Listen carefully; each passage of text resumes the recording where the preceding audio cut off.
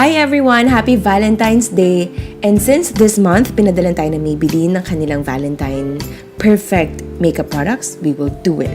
So for the base, I'm using the Dream Satin Skin Liquid Foundation. And of course, you want to make sure na talagang long-lasting yung foundation nyo kapag pupunta kayo sa date. Or kung wala man kayong date, okay lang yun. Gawin nyo pa rin tong look na to. Kaya don't forget yung mga spots and takpan yung blemishes. All you have to do is buff it with brush, or actually you can use a sponge. But nowadays, I prefer using a brush kasi mas pantay yung dating niya sa akin. And then for the concealer, I'm using the Fit Me Concealer in Sand Beige. And konti lang sa under eyes at saka sa forehead kasi medyo natakpan na siya ng foundation.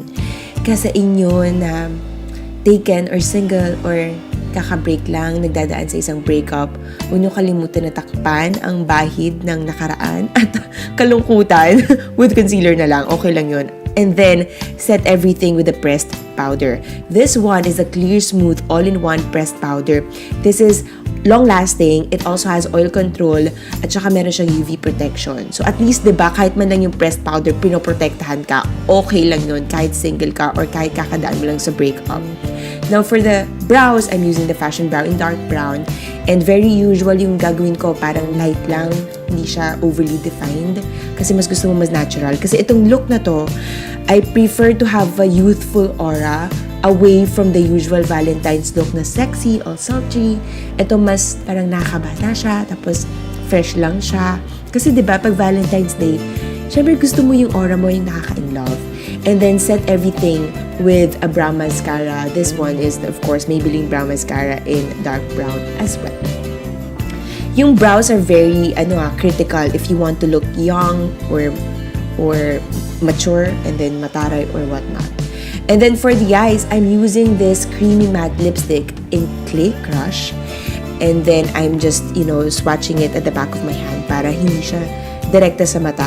Tapos gagawin ko siyang base of my eyeshadow kasi yung eyeshadow ko mamaya may glitters. Tapos marami siyang shimmers. So yung gagawin ng lipstick is that it will serve as an adhesive dun sa glitters para hindi masyadong sabog. Tsaka mas pigmented yung dating.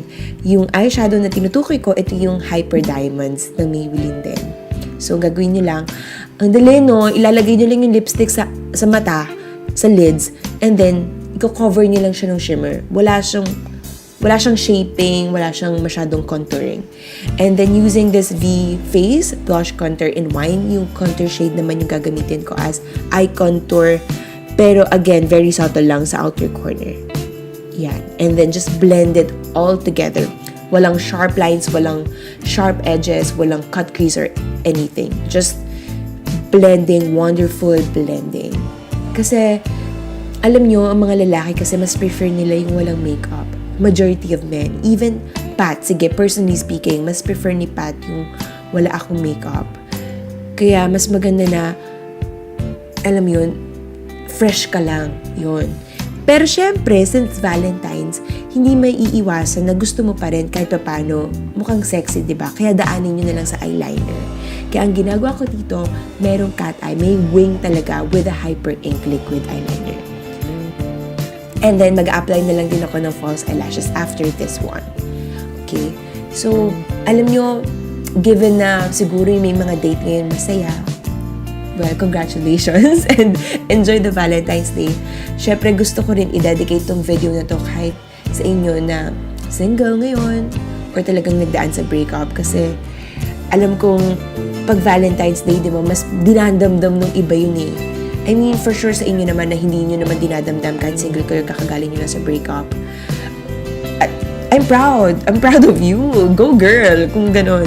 Pero syempre doon sa talagang emotionally medyo sad ngayong Valentine's Day, this one's for you. Sana ma-enjoy nyo na lang tong video na to.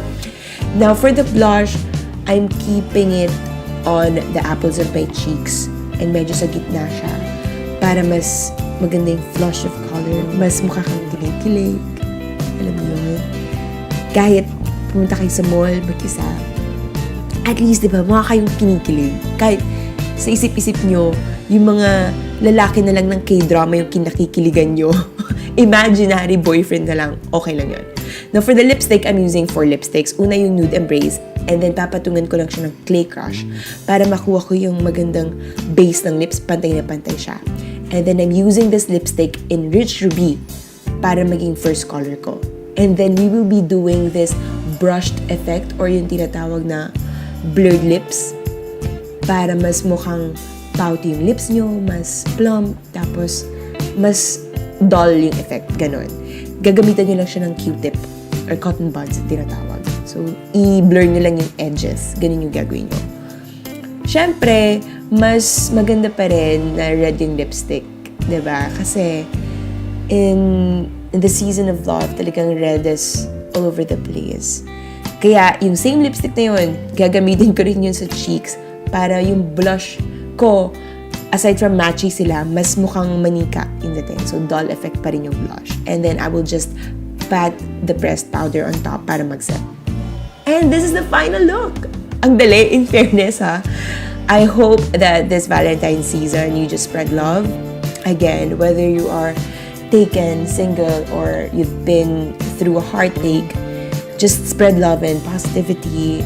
Love your friends, your family, and of course, your significant other. I hope that you enjoyed this video, and if you liked it, give this a thumbs up and don't forget to subscribe to my channel.